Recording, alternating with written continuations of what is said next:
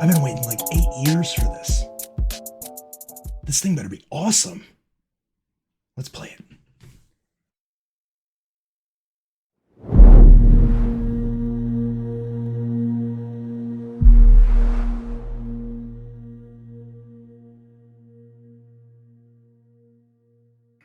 I waited 8 years for that.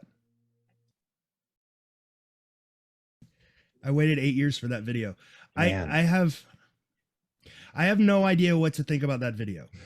So what I did was I brought in some other people. I brought in Matt Sparks, brought in Brett Zingler, and most importantly, I brought in Cole May, because Cole May is a newer searcher. He's post Expedition Unknown. He doesn't know about a lot of the history that was caused by this documentary. So I guess the first person I want to ask is, Cole, what'd you think about this documentary? I mean, it's got a lot in it, and it was filmed really well. I thought, like, you could tell he put a lot of effort into how he pieced it all together, and he was very careful to organize thoughts and narratives, if you will, careful in a very careful order.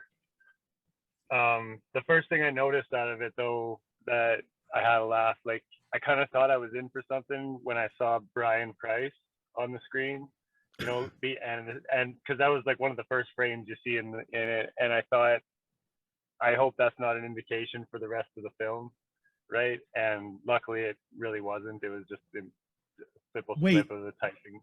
Wait, did I miss something? They called him Byron Preiss? It said Brian. Right on the screen, in one of the things, it said Bryon, Bryon Preiss. Byron. And it's like one of the first frames you see on the movie. No, Bryon, George. That's Bryon. Bryon. Bryon. Holy shit. Holy Mount Bryon. That's the first thing I saw. Okay, I have to go back and look at that. Yeah, I'm changing my perspective then. I didn't even notice that. Didn't do a thing for me.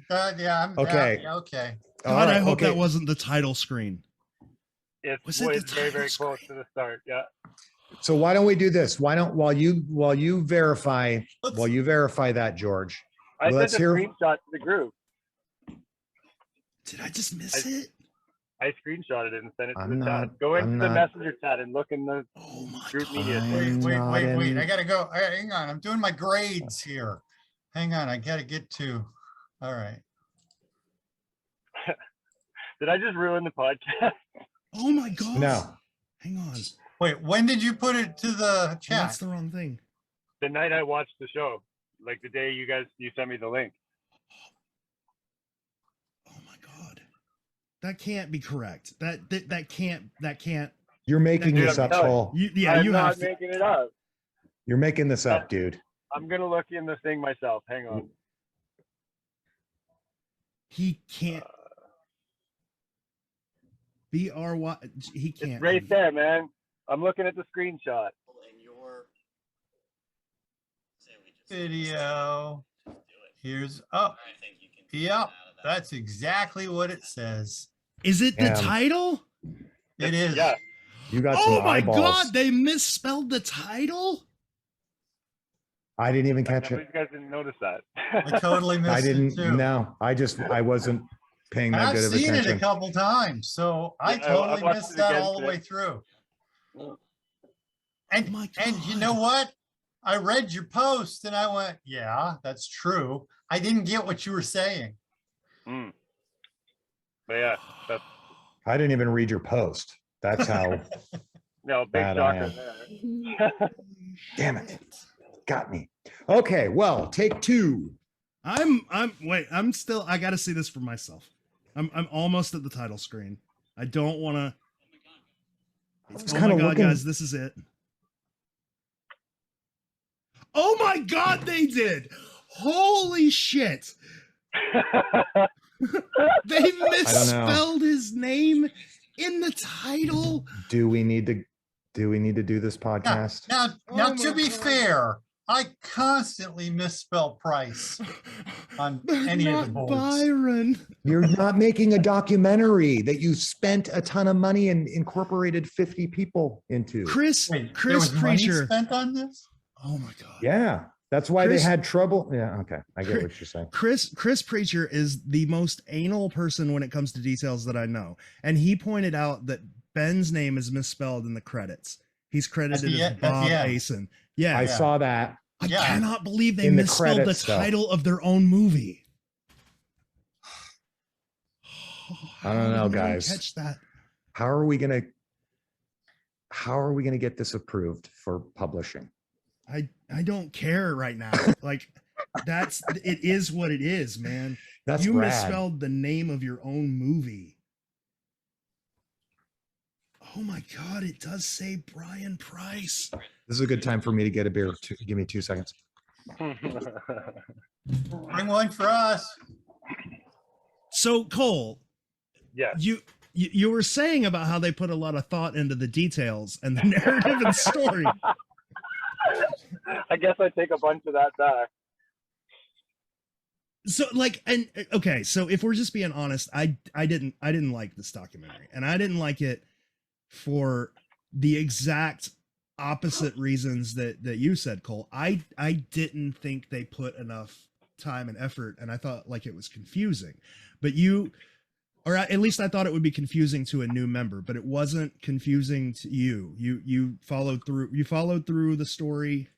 You followed through everything. Yeah. I mean, I actually so I watched it, and then I went through and like kind of wrote down like a timeline or a chronology of the events that happened, because there's like, when you really step back and kind of look at the whole thing, there's like 4 or 5 main events that take place throughout the entire show. I don't know how into detail I'm allowed to get with some of these You're allowed to events. go. You're allowed to go wherever you want. It's a Okay. review. So- We're allowed to review the Yeah. movie. So the way it started, like, you know, he kind of tells the story, a bit of Cleveland intertwined with the story of Chicago. Like so it makes sense. The beginning of the show is A, how he got into the secret, and B, the secret, right? Like it's Yeah. the overall kind of, this is the directions, if you will, of the secret.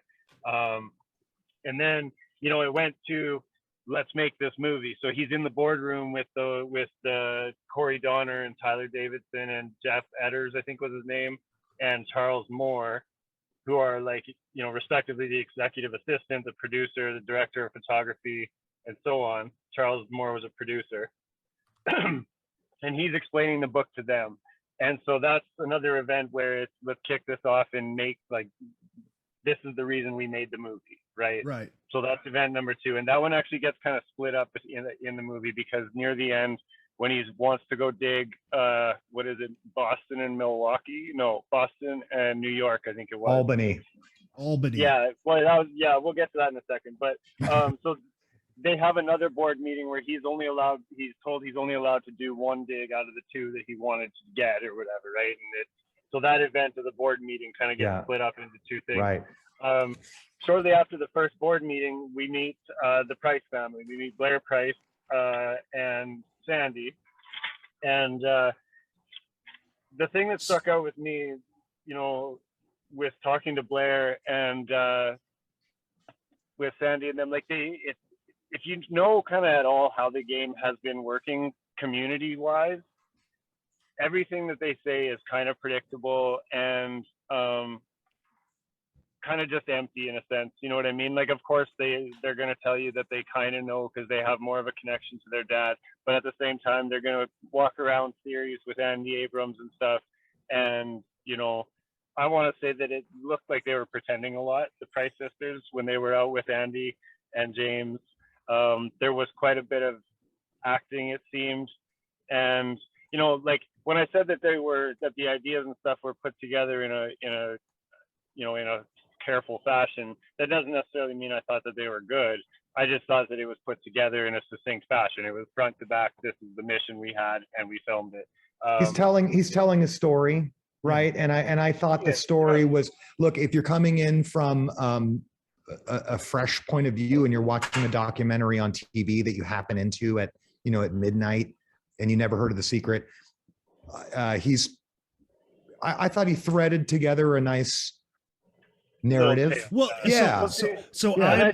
I completely disagree with that. Okay. So let's go back and let's take, because the boardroom scene is one scene and it's split up. One's at the first part of the movie and one's part of the last part of the movie, right? Right. But it's Yeah. one scene. Right. And that's what tells what they're trying to do. So Yeah. in order for the people who are watching this to get an idea, like, to me, and I could be wrong, and this could just be insulting, but imagine every friend that you have that's like an accountant or like just has the most boring job, like a secretary, like a non-exciting job, sitting at a table talking about one of the most exciting things, talking about a treasure hunt. Like, they have no excitement in their voice. They're just that's really cool. And then James Renner says that the community's figured out most of this stuff. The only thing that they haven't, that they figured out the cities for most of these paintings, but the only one they haven't figured out is the cover. And that's the one they want to go after. Right. Mhm. And they have a little discussion about where the cover's located. They end up on Boston or Albany, New York for some reason. Yeah. And then like they're like, okay, we're going to go after Boston. And then a little bit later in the scene, they're like, we don't have any money. We can't go to Boston. Let's just go to San Francisco. Like the Right, whole that's how plot it ended of up, yeah. it doesn't, and then at the end, James Renner's like, I'm just going to go to every city. It doesn't Well- make any sense to me. Well, Yeah. right. He goes, okay, so we can only pick Boston or San Francisco, right? I'm presuming they're in Ohio, right? Isn't that Yeah, where Renner's from? Right. Yeah. I think so. Wouldn't the cheaper trip be to Boston because you could like drive there rather than all Yeah. the way out to San Francisco? So I'm not sure why the money guy, Tyler maybe or something like that, chose San Francisco, because it sounds like a lot more eating of the budget if you only had one place. But remember, Renner, instead of listening to that, goes to Boston, then he goes to Roanoke, Right. Yeah. and Yeah. just on his Presumably own. On his own. Presumably on his Yeah. own. Wait. So Right. the preface, the part before the titles and everything, it starts in San Francisco. Yeah. Mhm. That's The the first ending of the scene. movie is in the beginning of the movie. Yeah. So- Exactly. It's Pulp Fiction. Right. Well, Right. I'm also, but I'm also thinking they had a San Francisco solution that they hadn't been talking about to anybody up to that point, and they were one way or the other going to go explore that one. Yeah. Yeah. We'll get to that. Okay. Yeah. Matt, I want, as an older member who's been around and sort of long before the Renner documentary, I want to ask you this question for the record. In the Renner documentary, they said in 2014 that the community had not decided that the cover painting was the Boston painting. Is that true? I disagree with that. I would Boston- also disagree with that. Boston was quite obviously Boston. Okay. Okay. Just so we get that out of the way. Even in 2014, I was going, it's the globe. Yeah. It's got to be the globe. It's a globe, but nobody's listening to me. It's Yeah. true. Yeah. So we Okay. got that. By the way, have we all? Okay. So Cole has given his opinion. We started getting into the story a little bit. Let's Yeah. backtrack a little bit.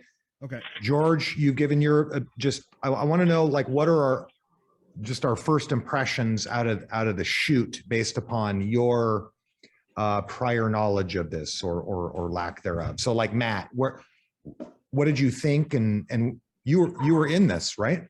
You're in Yes. the, We're going there. I- Okay.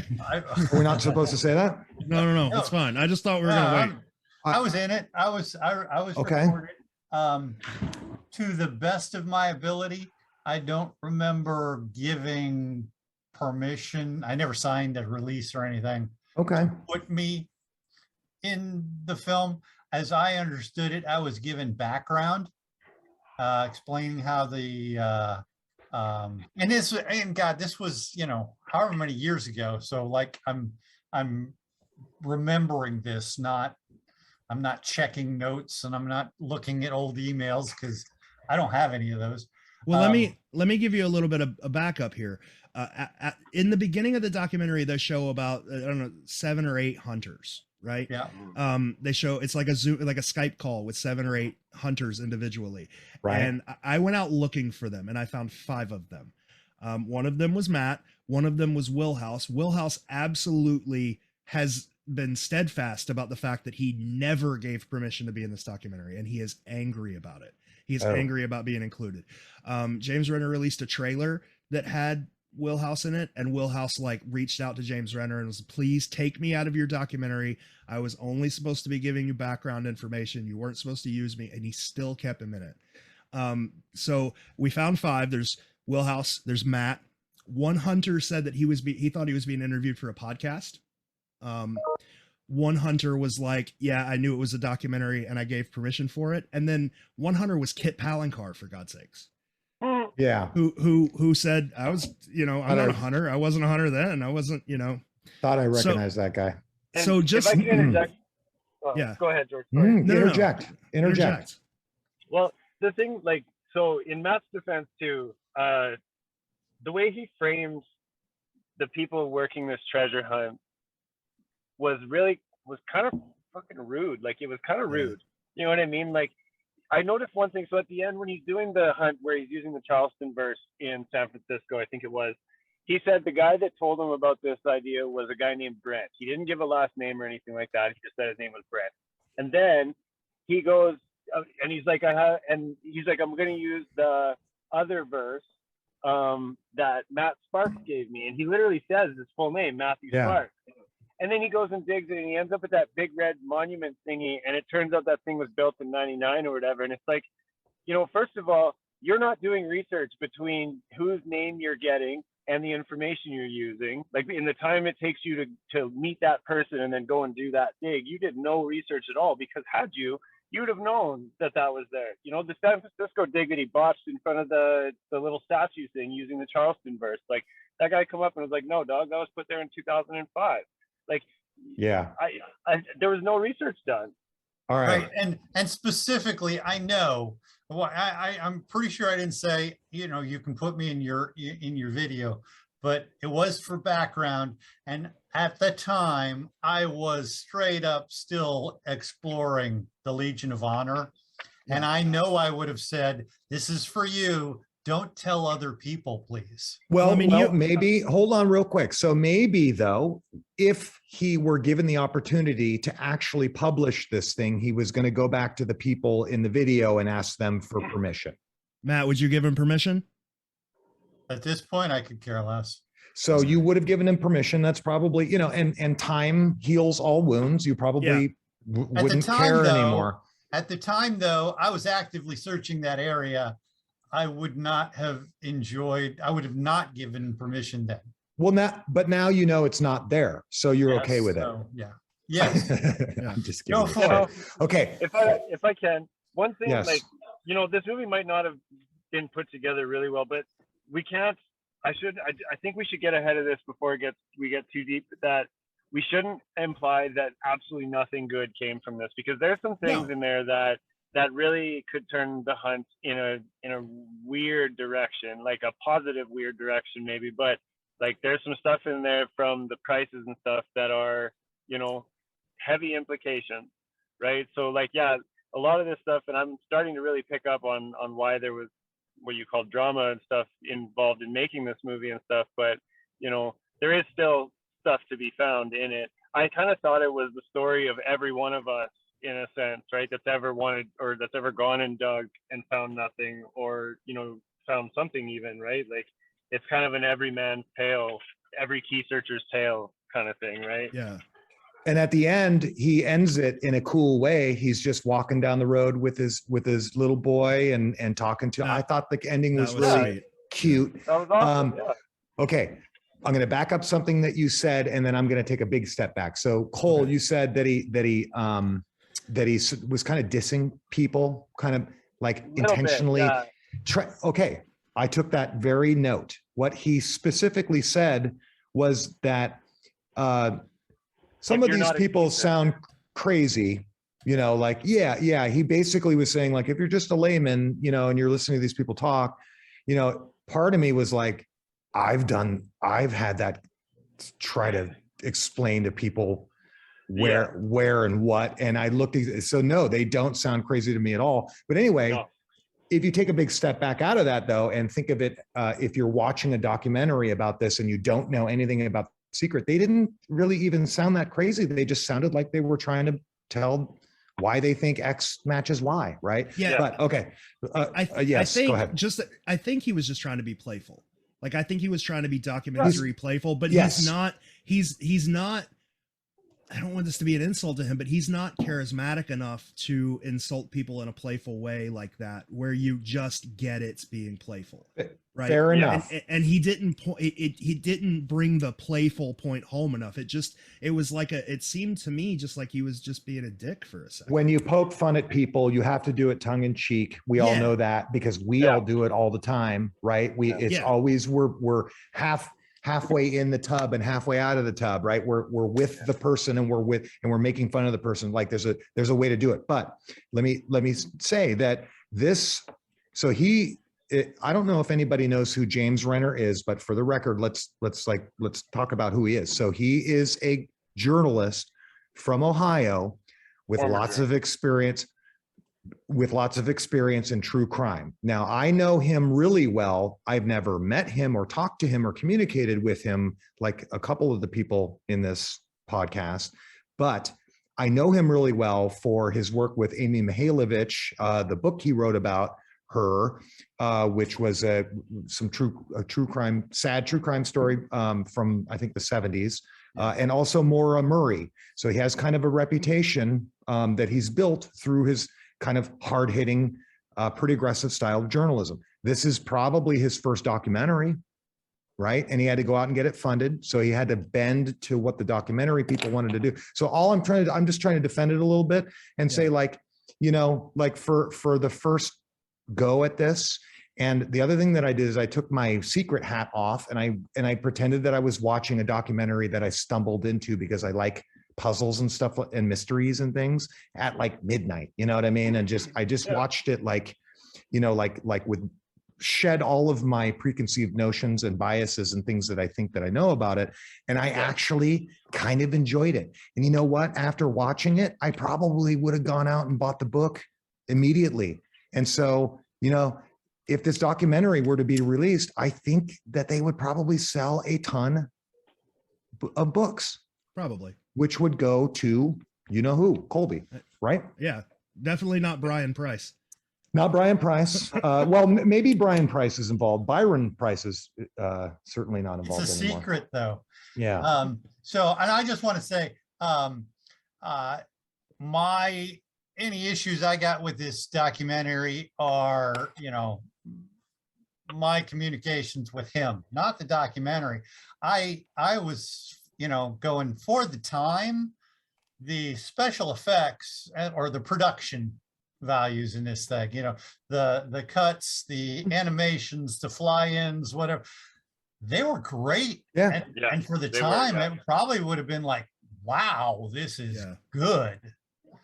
So. Yeah, when I watched the show too, like you, Brett, I was watching it kind of with the one eye being a person that's never heard of The Secret, right? And one that has, but the one that has, I had to rewind to pre-Boston, right? Like because this was 2014 and Boston was 2019, so there's a pretty big gap between those being found. So after I was done watching the movie, I was writing out like a final thoughts kind of thing, and it was kind of tricky because I want to judge it as a guy that's looking at the game and has been for a few years kind of thing. But I also want to see it kind of non-biased, but just ignorant to it. You know what I mean? Like I've never seen this before. And you're right. Like as a documentary, it entertains me. I'll never get sick of listening to Brian Zinn or Andy Abrams speak. Right. Yeah. That Gazarovski, the guy that was with Rob, you never see or hear anything of that guy. Nope. If anyone talks about Chicago, it's with Rob Robel, right? Yeah. Or Robel, sorry. And and it was cool to see like Andy go and do things in New York and stuff. And it made me wonder because at the New York meetup, I think he was really starstruck by meeting Ben Asen, and so they were just talking kind of like, history, if you will. But at the meetup, he never, like, not once did he talk about theory or anything like that. And I wondered if it's because he went and did all this stuff for the documentary, and that was his doing New York kind of thing, right? Because that's where him and the Preiss sisters went and did their adventure, right? And like, So that we was should- really cool to watch. Yeah, we should probably talk about that. Like, they dug in Prospect. Well, they didn't dig. I don't think it showed them digging. They were just looking. Yeah, they were looking in Prospect Park. They pointed out a bunch of old clues, like the shape of the lady in the painting matches the shape of the park, that kind of stuff. And he was digging with Kara and Blair and James Renner. Going back to that, so I think it's important to tell people what's in this documentary, because I don't think they'll ever be able to see it. Like, I don't think this documentary will ever come out. Right. Going back, they interviewed Bryon Zinn, which he didn't really say anything new. They interviewed Andy, they interviewed Rob and Eric. They both basically said the same thing. And then they interviewed Kara and Blair. Was there anything in the interview with Kara and Blair that you thought was not interesting but helpful to the hunt? Yeah. I guess it's kind of speculation in a sense, but the thing that stuck out with me the most about when he was talking to Blair was, so she's telling the story of being Byron Preiss's daughter. And so for one, and it's kind of a minor thing, but Ben Asen sort of expands on it too, but he would build them little treasure hunts around their domicile. I don't know where exactly they live, but he would do these treasure hunts where he would hide stuffed animals, and they would each have a note attached to them that would give you a clue about where to go to find the next one. And I thought that was huge, because the idea that one of these puzzles can help you find the next would blow open a lot of things, so I mean, and that's just like her telling a story, and she very cutely says, "Oh, I can't believe I forgot that." Like 9/8 through the story, she's like, "I can't believe I forgot about that," and then she kind of continues, and then Ben Asen picks up with I think he calls it antikomen, which is that Jewish. I don't want to use the word ritual. It's like a game or something like that, but they hide something, and everybody else has to try to find it. Yeah, matzo ball. That's right. And so they were talking about that sort of thing, and like Sandy didn't say anything that we don't already know. I don't think she didn't say anything that I didn't already know, I guess I should say. She reinforced this playful, whimsical nature of Byron. Talked a lot about him being very into like entertaining kids with games, and so just and she talked about the date that she went on with him where he had to bail and go bury a cask, I think. Right. She also confirmed at that time, like in 2014 or whenever the documentary was being made, she confirmed at that time that she had the jewel, because she says that in the documentary. She confirms she has the gems. Yes.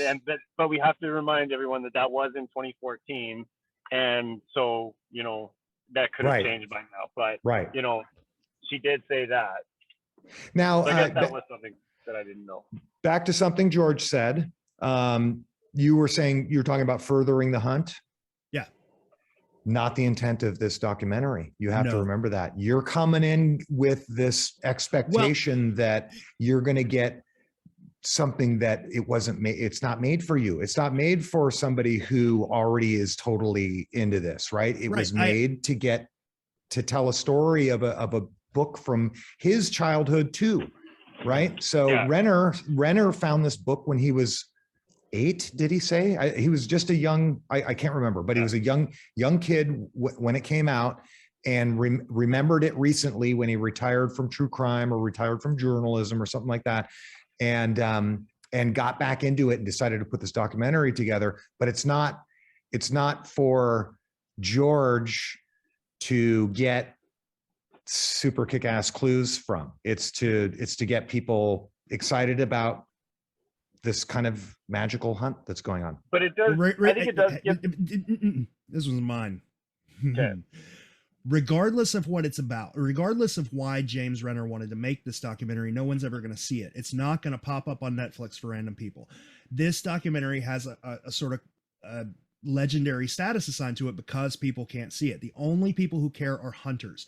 And it's been sort of teased, like when that Interview with Sandy was released. It's been teased that there are hints in this that it will help you further your hunt.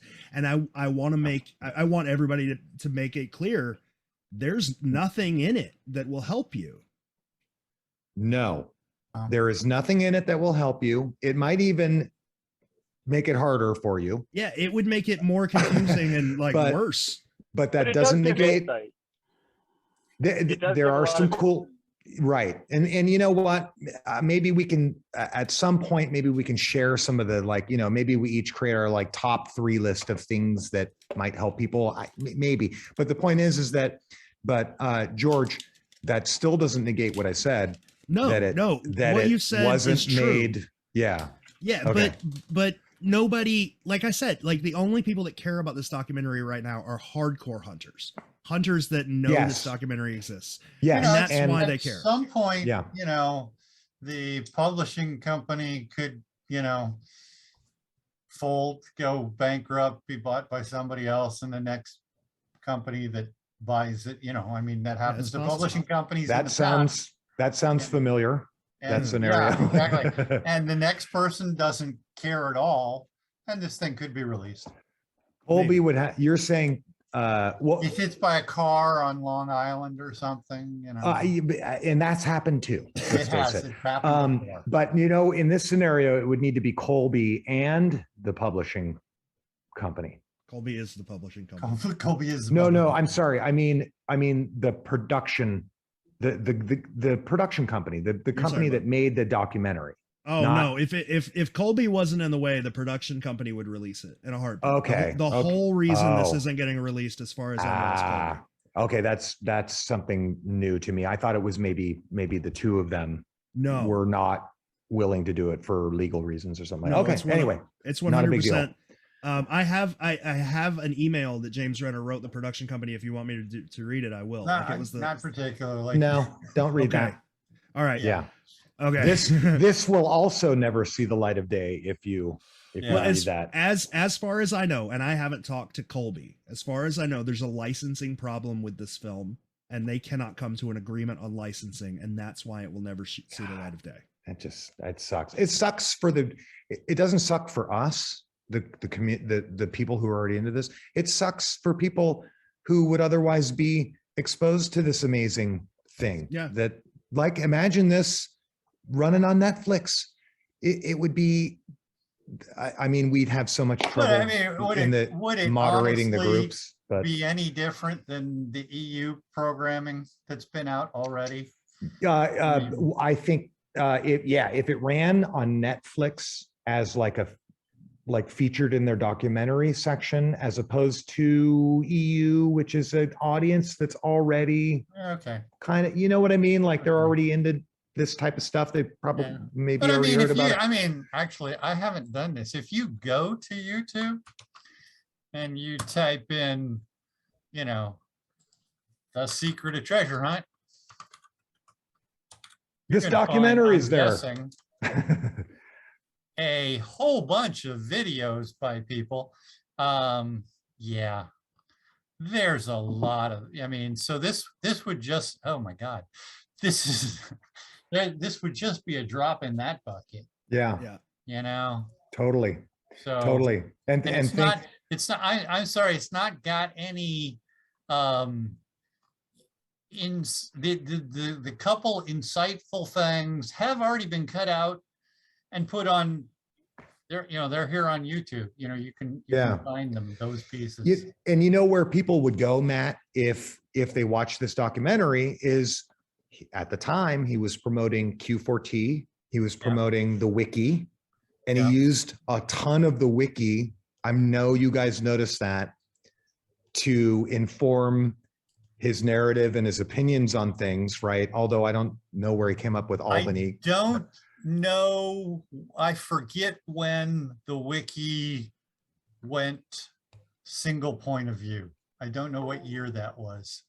Yeah, I don't know Like either. 13, wasn't it? But Well, I think it's important to tell, like, maybe we can go into how Renner got a lot of the information without it causing trouble. Mhm. Back before the podcast team came about, John Michaels had another group of hunters, and it was the people he thought were like the cream of the crop out of Q for T. They all had a Facebook group and they all worked together, and the whole group couldn't get along. There were a few people in the group who were just causing a lot of trouble, and it eventually disbanded. Was painful. Yeah. So. But before that happened, they brought James Renner into the group, and James Renner just sat back and watched, and he didn't really contribute anything. He was a filmmaker getting ideas for his film, and a whole lot of that documentary came directly from that group. The Milwaukee solution that he was using was John Michael's solution. All of the stuff that they used in EU, that was all John Michael's stuff. The San Francisco stuff that was using the correct verse was Matt's stuff.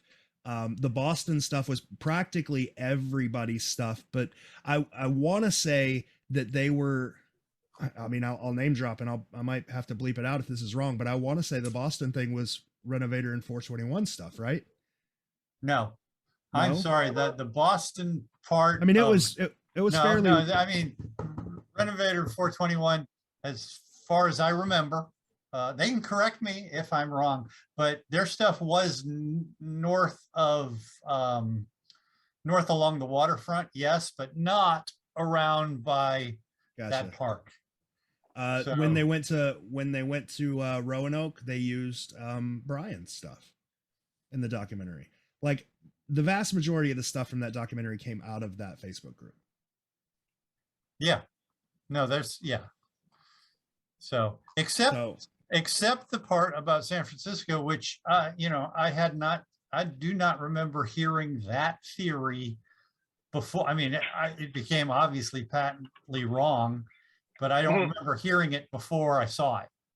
The one where they used the wrong verse, or wrong verse and a statue that wasn't there. They were using verse 6. Right. They were using the Charles. Which is okay, because verse 6 in the past has been associated with San Francisco. There's total possibilities.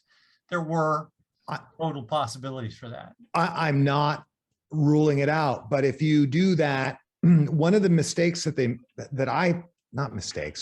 of the ways I believe that he kind of misspoke about stuff is he said, as I've looked at, all of these places and all of the pairings that are popularly known, he said, I believe that they've all been popularly paired, or they've been correctly paired except for one, Boston.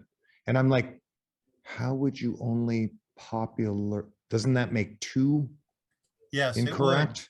It would. So that's fine. Okay. So what logically I kind of got past that, but then he brought up Albany and I was like, okay, by the way, maybe it is Albany. I know, but you know why he said Albany? Do you know why he said Albany? Because of that comet or something. It was weird. Yeah, it was Pandora 55. It was discovered in Albany, New York City, and the guy, that Charles guy, thought that the Pandora's box that she was opening was that, and then they had the observatory planetarium for the things up here. I try not to, anyway, the point is that the misspelling was a precursor to there's a handful of kind of major things. And then they also dug in San Francisco at a statue where they were called out on the year that the statue was put in live in the documentary. By the guy who commissioned the statue. He walks out while they're digging it, and they have to explain. He's like, dude, why are you guys digging in my yard? Or whatever he said. I don't know how it all happened. He goes, well, no, that's from 2005. So there was a lot of that too, Cole, to your point, where you learn the value of research. They didn't do their homework. That's exactly right. And to find out when you're already in San Francisco at the Legion of Honor, that Matt, the sculpture I'm talking about, the metal sculpture, to find out that while you're already in San Francisco is from way after, that's from like the 90s. I could have told or him something. that at that point. I know, that's what I'm saying. That was so one of the first things we learned about that area. So I go back to like, okay, we only have this little bit of money let's either go, and we can't go to Boston, so let's go to San Francisco. And then they go out there and they haven't done any of their homework and they're like wasting their money. And they're basically taking what I thought was a lot like they were talking about your solution, Matt. It sounded very familiar to me. It was straight up mine. Well, and the way he framed it too, like he made Matt sound like a complete fucking nut job. Like they went to that place, the big monument, and they, you know, like they found out that it was there, and like I don't know what year that big red thing was there, but like he explicitly says we're gonna use the idea that Matt Sparks said and use what we know as the correct verse, and then they get there and they're like, you know, like how stupid is this kind of thing. Like they didn't really say that, but that just was the way that they kind of like when they're standing there next to that statue. I was kind of like, you know, as a friend of Matt, I was kind of like, you know, how dare you do that to him? You know what I mean? Like Matt Sparks is literally, I think, and correct me if I'm wrong, and I hope I am, but I'm pretty sure Matt is the only one that gets named all the way through. You know what I mean? Like he's the only one whose full name gets said as a digger, not a person that's explicitly involved in the movie, but he's just like, he's not a character in the show like Robel or even Bryon Zinn, but they straight up name him, and then they go and they fail their dig, and the way that it was put together, it made Matt look really stupid. And I felt bad for him. And to your point, if they had looked at the history of that spot, that red thing wasn't there back then, but you know what was? A giant fucking pole. And a pole. Yeah. A giant flagpole. Yep. There's like a little pond and a pole. We'd ruled out also that it had been gone too earlier. So, you know, that's what it is. It's, mad respect to you, Matt. And, you know, and you know, with defending Renner a little bit, he doesn't know that you're like synonymous with the secret. Yeah. You know, he's just trying to. Well, all right, I'm not synonymous with the secret. That's you are. Stupid. No, I'm not. Oh, no, yes. I'm not. But I was in that Facebook group. You might as well have written the secret. And he knew me well, and he knew what my, you know. Well, also defending Renner, and back to your point before, like he number one, he doesn't know how to make films. He's not a treasure hunter, so he doesn't necessarily know that secrecy is that important. He doesn't necessarily know that the details are that important. And the secret is tiny back then. Mm-hmm. So what does he care? There's not a huge community, you know? That's a great point. At that point, if he's making a documentary, he's setting the tone for the entirety of the hunt. So what does he care? What he says is gold. Yeah. Yeah, that's true. Good point. Hey, can we take a right turn right now and talk about Bryon Zinn's incredible teeth? Did you guys see Bryon's teeth? Yeah, they're very, very white. In the St. Augustine sunshine, they near the Fountain like his of white Youth. Shorts. They sparkle like the Fountain of Youth. I mean, his teeth. That dude he's one put together gentleman. Yeah. I don't have a man crush or anything, but that St. Augustine dig, like probably the thing that stands out to me the most was the size of that friggin' hole that they dug in that corner. That Renner didn't help with. Did you notice that? No, everybody else was digging except for And then Renner. they still had the gall to play that little prank, which of course you saw coming. Like if you're watching this from the perspective of a guy that's in the hunt, you knew this was coming, especially the very beginning one too, right? Like if you found the cast, there's no way you're putting that at the start of your movie. You know what I mean? Like that's that's throwing your audience out the door as soon as they walk in it, right? But then they go ahead and they do the whole, we might have found something. And then the dig in San Francisco, I was laughing because like that one they show you right at the beginning, they pull up that kind of glue or whatever, and he says, "This is it. Like I know this is the glue that was it." Like really, dude? Like you didn't know that statue was built in 2005, but you know that this glue that you're holding in your hand, this is the glue that holds the plexiglass together. It has to be. When Rachel was watching that, even she knew it was a giant glob of spray foam. Yeah. Like even her, no construction experience, no nothing. Even she knew it was a giant glob of spray foam. I don't know about spray foam. It was a giant glob of spray foam. I could tell that he pulled that thing out of there in San Francisco, and I was like, that's not associated with any cask. And by the way, that hole's not big enough to fit a cask. Like the distance between, I'm like, dude, you know, the box is like this big. You know what I mean? Like he was digging in a space that was tiny. But for context, Cole, Renner met Bryon Zinn at the Fountain of Youth and walked him through, by the way, an extremely convincing. I did not know all the details of that solve. Yeah. Like I know I've heard bits and pieces. And is that Renner's solve though, or is that Bryon Zinn? Bryon Zinn walked him through the water and the rows, the wind rows, and the things being right together, and he said this tree's over here. So he's got a box full of papers that thick, just detail after detail after detail. Yeah, and he's actually like got the box with him, and he's like awkwardly trying to show the camera, and but so that was part of the documentary, and I thought it was like that of any of the ideas that were shared, I thought was super good, and I can see now especially why the Fountain of Youth, like it's there. It's either not there anymore or it's still there. But so I thought that was pretty good. But the prank that Cole's talking about, maybe in your spot, the prank that Cole's talking about is that Bryon walked away to go make a phone call or something like that, and they concocted a plan to say that they had found it while they were digging while he walked away. Some guys disagreed, and it was kind of a cruel joke. You could tell that he was kind of like, no way, but anyway. So two things about that, just for people who haven't seen the documentary. Number one, the solution that we're talking about was the solution that they used in Expedition Unknown. The place where they dug the hole was essentially the exact same place they dug in Expedition Unknown. This was like a reenactment, except it happened before Expedition Unknown. So if you watch the Expedition Unknown with St. Augustine, it's the exact same thing. But there's more there's more detail. Yeah, there's a little more detail, but there's nothing that anybody wouldn't already know if they've looked at St. Augustine. I don't want anybody to think that you're missing out on something. And I'm sure Bryan's happy to like retell all of us anyway. Like it's nothing that hasn't been made public. Do you want to know you want to know a fun story? There's a guy, is one of Bryan's friends, and his name's Al, and he is the person that hooked up the film crew with the Fountain of Youth. And he was supposed to be in the documentary, and they didn't use him. They didn't show him in the documentary.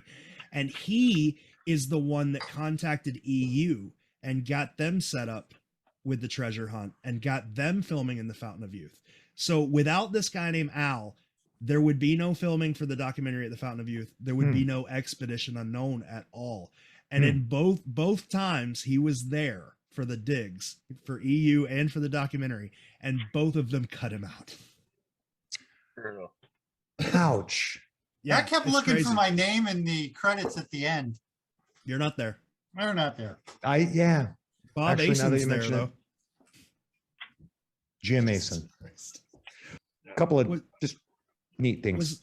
Was I the only one that thought it was weird that Renner interviewed the reporter that was there when Bryon and Andy dug up the cast? No, he's got more experience finding casts than we do. That's a great point. That's a good point. That is a good point. That was definitely for drama effect. That guy, like, he played that story.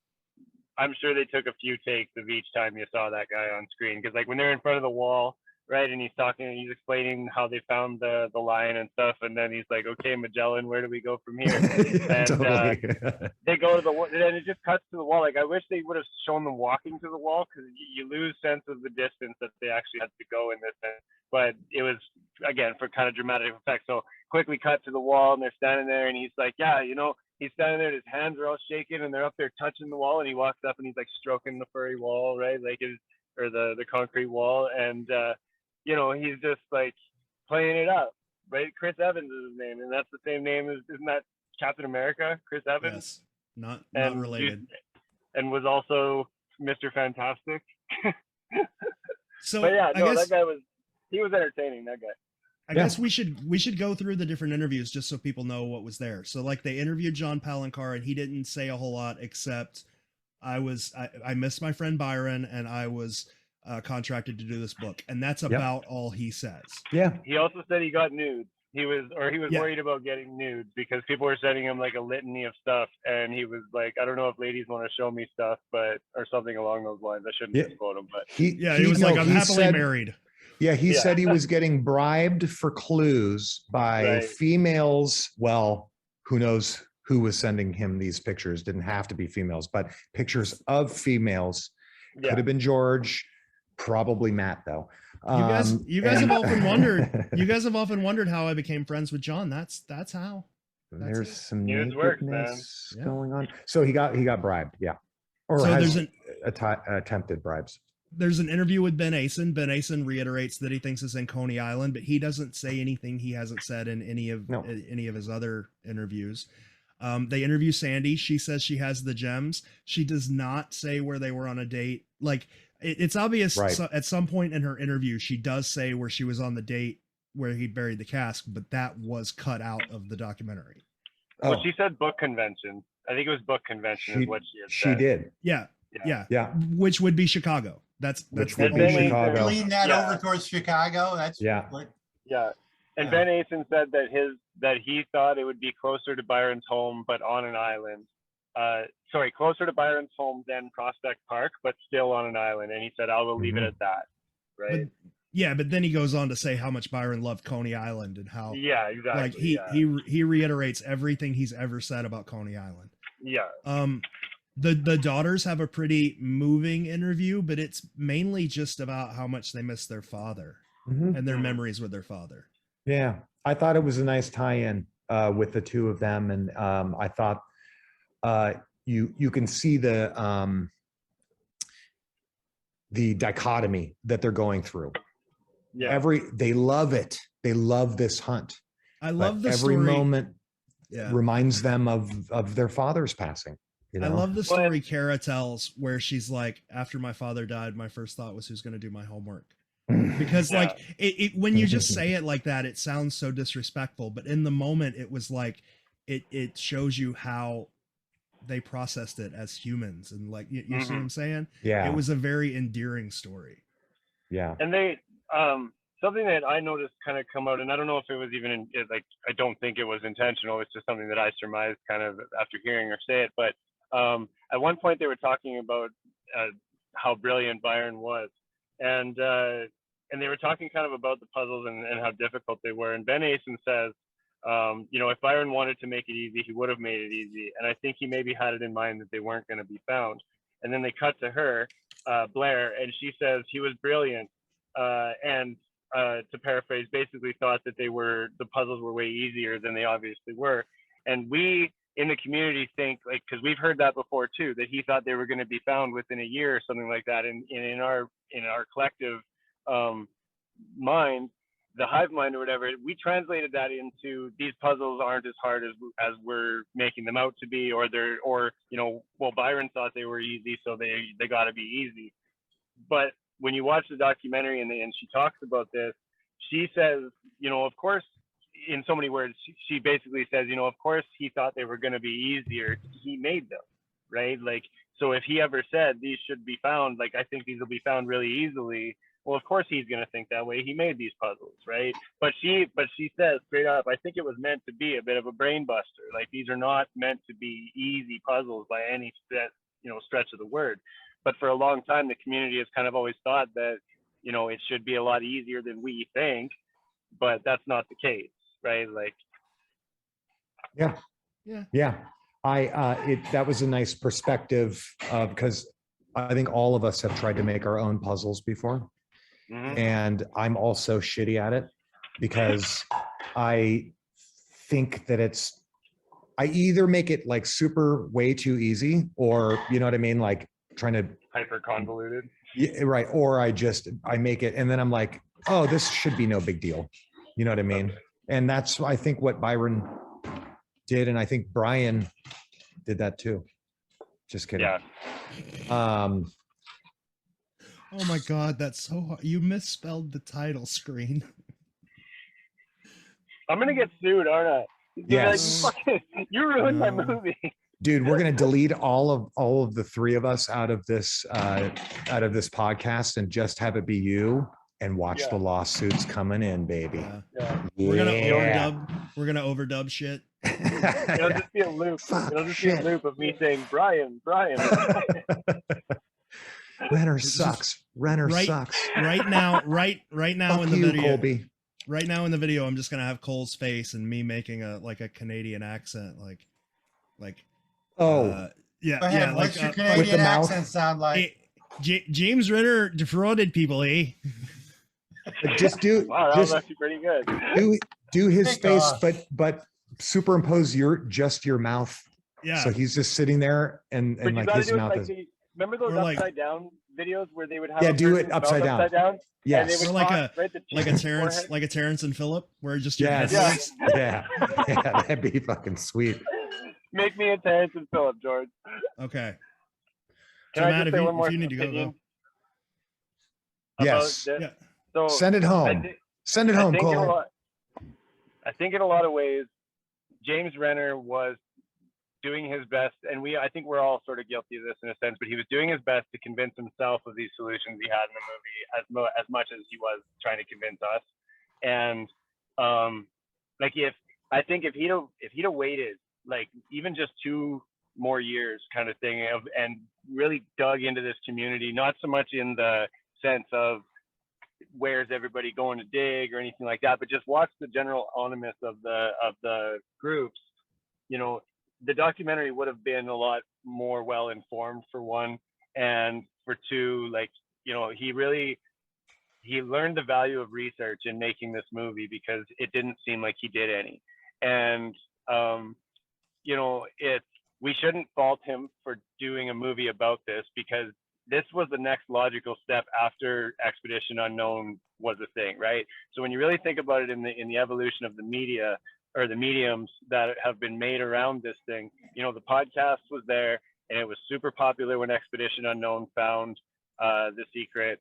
And then James Renner started to do his thing probably around the same time that Expedition Unknown was happening, like maybe working and writing. The documentary was way before Expedition Unknown. Yeah. Was it like It was it was 20 made? Like 4 2014. years. Yeah, 4 years. Oh, okay. Yeah. My mistake. But regardless, the movie, you know, like it had a lot that it could have drawn from, and it didn't seem to do that. It just was sort of, this is James Renner's experience with it, and here you go, right? The Secret of Byron Preiss. And, you know, that's all I have to say about that, I guess. I agree with you. I think that, and I think Renner might even agree with you too. You know what I mean? It's like he didn't have any experience doing this. I thought actually for his first one, which I assume this is his first documentary.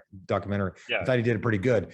One thing I want to end with is that which of us hasn't been convinced that we have dug and actually found something in the ground like he did with, and George, I've been with you when both of us did that, Yeah. where we were convinced we had a piece of the cask, right?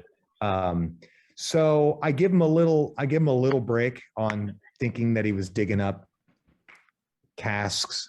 You know, I think we've all made that mistake before, but I don't know. I give it a solid B minus. How about that? Let's all grade it. Sure. Okay. I'd probably agree, B minus. I'm Matt? George? No, it's a B or a B plus. I mean, Wow. my only issue was with back behind the scenes stuff. Mhm. I don't have any issue with the documentary. Gosh, if somebody had been filming me while I was digging, 10 years ago, it would be cringy to watch that too. So, Yeah. this is old stuff now. So, but I don't know.